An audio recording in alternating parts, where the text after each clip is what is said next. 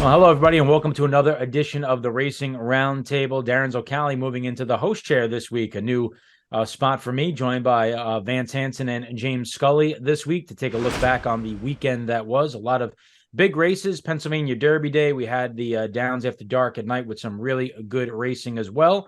We're going to move around the circuit, move around our roundtable here, and talk about what happened this past weekend. We're going to start, obviously, at Parx. Was the only thoroughbred track that made it through the storm on Saturday. They kept the card intact and got the Pennsylvania Derby and the Cotillion both run successfully. Both obviously run over a very sloppy racetrack. And Vance, what did we learn from these two races? The last big grade ones, essentially, for the 3-year-olds, both for the fillies and the colts. Yeah, despite the fact that the track was soupy all day long, the results were entirely formful. I thought speed obviously was good to have over that track. As far as the two races are concerned, I thought the Cotillion was a bit more significant just because of the presence of the leading 3-year-old filly, Pretty Mischievous, who I think didn't lose too much of her championship stature in defeat because of the underfoot conditions and the pace flow.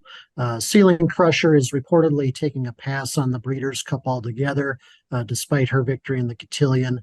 And I wouldn't be surprised if Pretty Mischievous passed it as well. I saw a quote pre-race where Brendan Walsh said that a win in the Cotillion might be a good way to cap her season.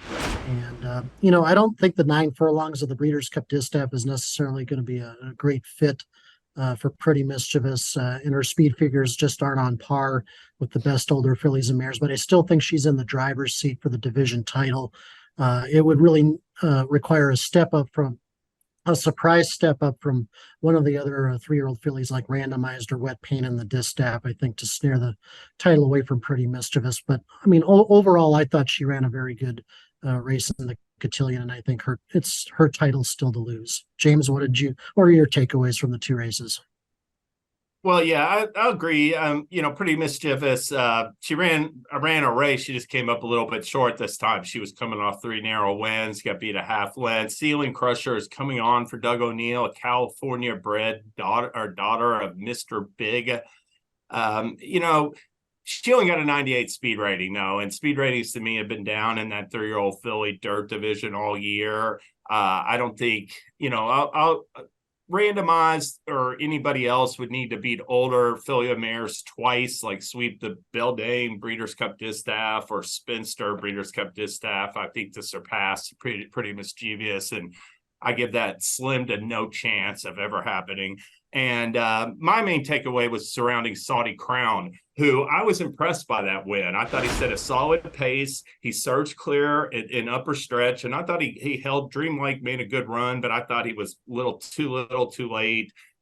Saudi Crown held him pretty comfortably in the end to score by half length. And I'll say this about this colt. He just made his career debut in mid-April, and he's run 3 stakes races, had 2 back-to-back no seconds before this breakthrough in the Penn Derby.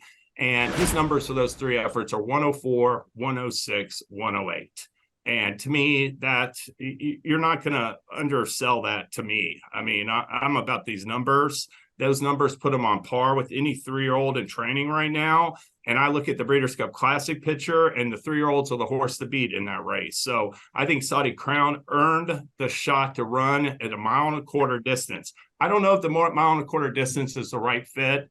I know he's a confirmed front runner, and Arabian Nights a confirmed front runner, but he's the type to me that you look at these 3-year-olds that win the Breeders' Cup Classic, Arrogate, American Pharaoh, Curlin, you already knew what they were. But the others, like horses like Tiz Now, who, had been drilled by skimming in the Pacific Classic, Authentic, who lost to Preakness, the Swiss skydiver, or Bayern, who was coming off a win in the Penn Derby, they all improved significantly from their final prep to the Breeders' Cup Classic. They were all like basically hitting their peak form at the right time. And there's no reason why Saudi Crown, to me, doesn't have that same potential. Now, he might not be good enough. There might be other reasons why he can't be competitive in there, but he's certainly, it's not out of the question based on the numbers he's earning, based on the way he's running. He's rapidly improving and developing, and I'd be running him in the Breeders' Cup Classic, Darin.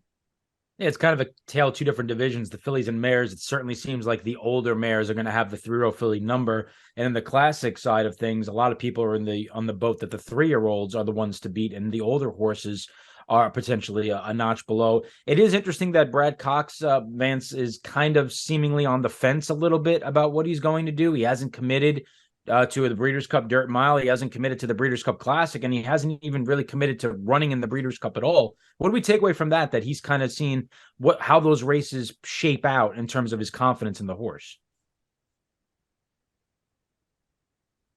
Yeah, I mean, yeah, I would take a wait and see approach. You don't want to make a decision too early. I think he's still got 6 to 7 weeks to decide how these races are shaping up. He wants to see how the rest of the preps play out, and I think I would take a different stance from James. I think if you want to. This horse, based on his running style and based on the fact that he probably doesn't want a 1.25 miles necessarily. I think the dirt mile would probably be a better fit, or at least that would probably offer him a better chance of total victory than the classic would. But that's ultimately for Brad Cox to decide and his connections, and we'll find out soon enough. Well, I do think, though, he is going to be in one of those races. I mean, I do think he'll be at Sanity to Darin and Vance.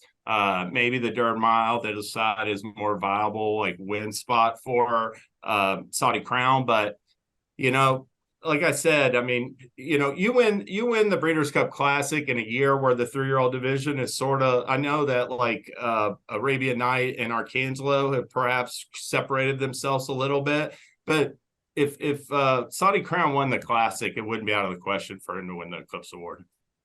Yeah, still pretty competitive, pretty wide open, 3-year-old division. Arcangelo obviously right now has a good firm hold of it, but still plenty of racing to come. And of course, championship weekend at the Breeders' Cup was a big weekend at Churchill Downs. They had the Downs After Dark program, guys, a couple of real serious efforts there. Maybe Brad Cox is thinking Breeders' Cup Dirt Mile with Ever So Mischievous. Who knows? A horse that's always been highly thought of, that seems to be hitting his best stride. We'll start with you, James, in terms of who impressed you. I mean, obviously the easy answer is Zygera, who looked really, really good winning. Another 3-year-old filly that could be rising to the top of the class soon. Yeah, and Zygera definitely was one you have to mention as far as who impressed on that card.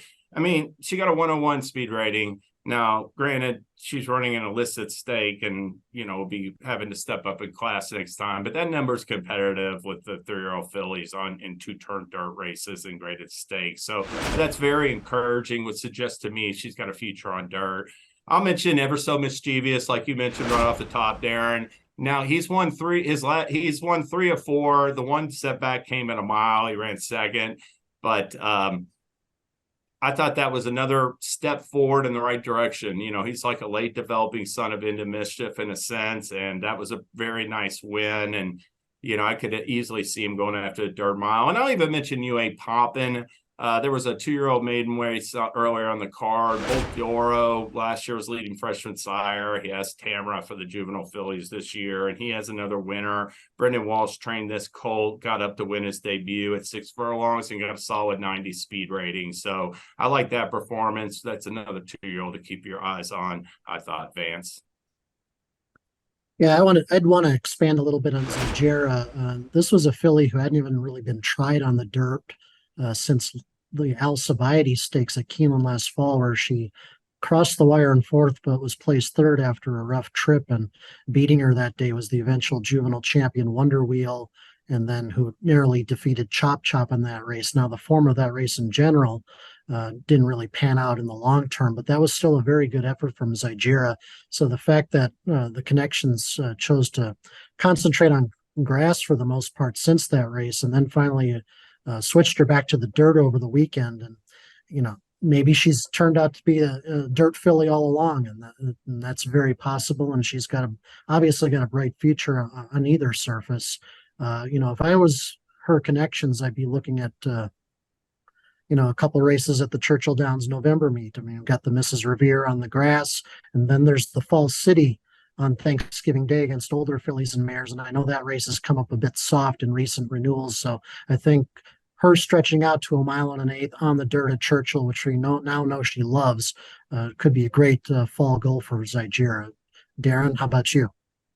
Yeah, I looked at the same ones that you guys did. I thought it really was speaking to the point of how this 3-row filly division has been, somewhat lackluster. Why not see what she can do on dirt and potentially, moving into next year, if potentially the Nests and Clariers of the world are not back for another season, she could be at the forefront of a conversation moving into her 4-year-old season as a primetime player on dirt. And I was happy to see Ever So Mischievous come up with a big effort. He's been a horse that's been highly regarded by the Brad Cox barn for a while. He was a buzz horse when he debuted. Taken a little bit of time for him to find his best stride, but I thought he looked really good with his win. I'm be curious to see where they go with him, from here. Obviously, likely to take a step forward into graded stakes company. How ambitious they get and how quickly they get there, I'm not 100% sure. But he's always been a horse that's high on talent. If he starts to put things together, Vance and James, I think he's going to be a dangerous horse heading into his 4-year-old campaign. Yeah, that's definitely a fair point. Vance? I have nothing to add to that. I mean, that's spot on, I think. All right, well, spot on. Hopefully the handicapping this week is spot on as well. What else caught your guys' eye over the weekend? For me, I'll give a shout out to track announcer Jessica Paquette. She is the first female announcer in the country to call a grade 1 race. So I thought she did a tremendous job. Not just having to call a grade 1 race, guys, but in less than ideal elements, to say the least. I remember in my announcing days, my first big race was a $200,000 stake race at Tioga Downs in upstate New York in front of about 1,200 people. And I had a near panic attack in the middle of it. I was so nervous. So the fact that she was able to call not just grade 1 company, $1 million race with plenty of eyes on the product as well. I thought she did a fantastic job. And, her efforts and the improvement that she's shown from when she started calling just about 9-10 months ago to now, I thought it is certainly notable, and look forward to many more race calls from her. And hopefully it opens the door for more women. It's been a role that has always been male dominated. It's not necessarily one that you line up with females. We've seen them in the paddock as great paddock analysts and handicappers. Chelsea Canty and Caden Bradar amongst many of them, and now Maggie Wolfendale and our own Caitlin Free, Ashley Anderson. But we haven't seen many in the announcers booth, and I thought that was really cool, and hopefully it opens the doors for many more in the future. What caught your guys? We'll start with you, Vance.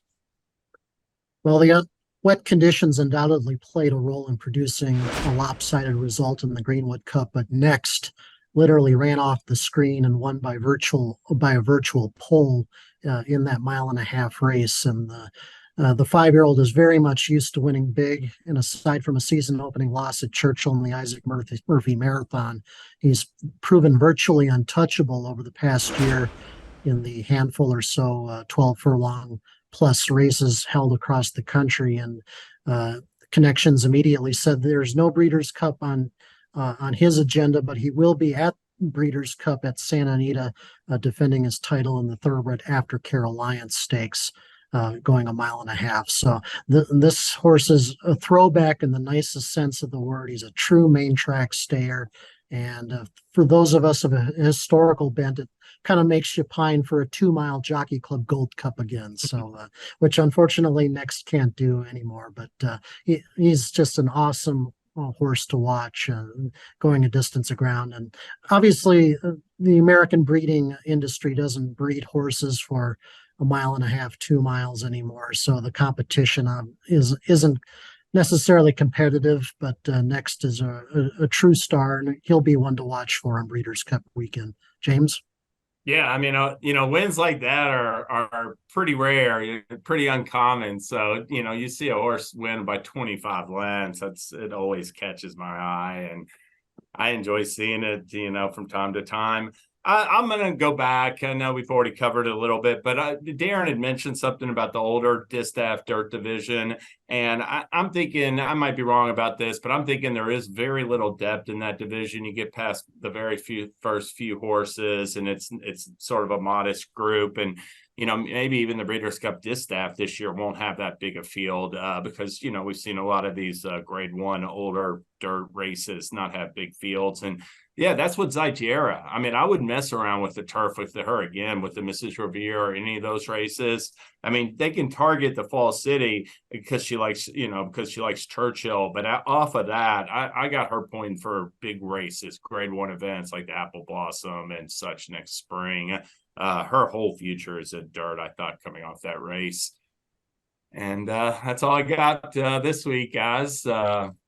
It's going to be like a lot of fun, though. I do think the next 2 weeks, want to highlight, we got a lot of great racing coming up with these Breeders' Cup prep weekends getting started this weekend with Aqueduct, Santa Anita, and continuing next week with Keeneland, Aqueduct, and Santa Anita.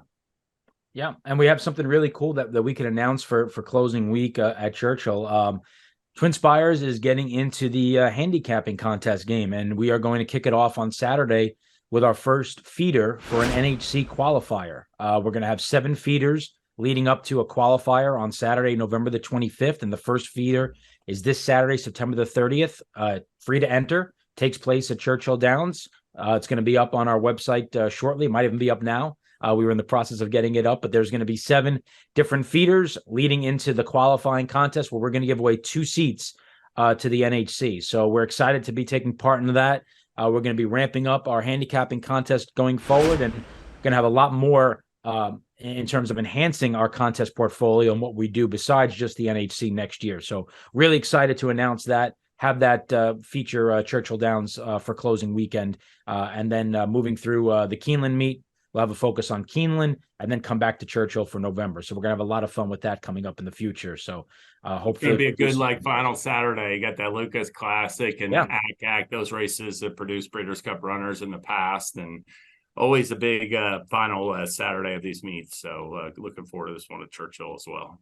Yeah, should be great. Thanks so much, James and Vance. Be sure to check us out on Thursday when we have another edition of the Jury. We'll do the best bets, our best fades as well, and come back again next week for another edition of Racing Roundtable here at Twin Spires.